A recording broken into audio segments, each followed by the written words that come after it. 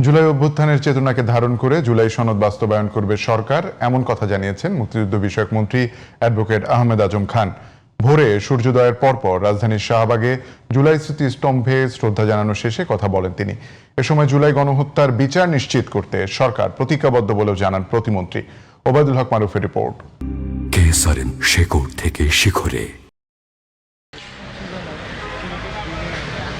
জুলাই গণঅভ্যুত্থানের দ্বিতীয় বর্ষপূর্তিতে রাজধানীর শাহবাগে জুলাই স্মৃতিস্তম্ভে সকাল থেকেই সাধারণ মানুষের ভিড়।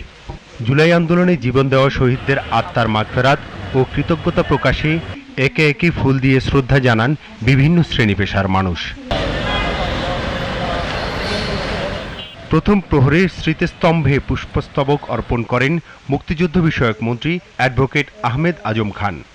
পরে সাংবাদিকদের মুখোমুখি হয়ে তিনি বলেন, গণতান্ত্রিক সমৃদ্ধ বাংলাদেশ পুনর্নির্মাণে সরকার প্রতিশ্রুতিবদ্ধ। বিএনপি সহ যে সকল রাজনৈতিক নেতৃবৃন্দ এবং রাজনৈতিক দল দীর্ঘ 18 বছর মাঠে থেকে আন্দোলন সংগ্রামে জুলাই গণঅভ্যুত্থানকে তৈরি করেছেন, সৃষ্টি করেছেন এবং ছাত্র জনতা পুরো জাতিকে সহযোগিতা করেছেন, আজকে তারা যেন দ্বিধা বিভক্ত না হন। যারা দেশকে অস্থিতিশীল করতে চায় তাদের সাথে পরাজিত শক্তির যোগসাজশ থাকতে পারে বলে মন্তব্য করেছেন প্রতিমন্ত্রী ইশরাক। আমরা যারা গণ অভ্যুত্থানের পক্ষের শক্তি ছিলাম, বিভিন্ন ক্যাম্পাসে আমরা দেখেছি একটি অস্থিতিশীল পরিস্থিতি তৈরি করা হচ্ছে। আমি মনে করি এটা দীর্ঘমেয়াদে একটি ষড়যন্ত্রের অংশ হতে পারে।